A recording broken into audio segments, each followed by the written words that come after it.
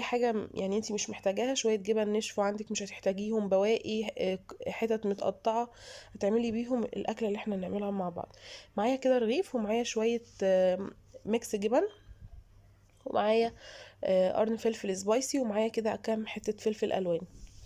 طبعا تقدري تحطي بسطرمه، تقدري تحطي سوسيس، تقدري تحطي اي حاجه انت حباها في الساندوتش ده. في كمان تقدري تحطي بيض، بيبقى حلو جدا، جربيه ان شاء الله هيعجبكم قوي.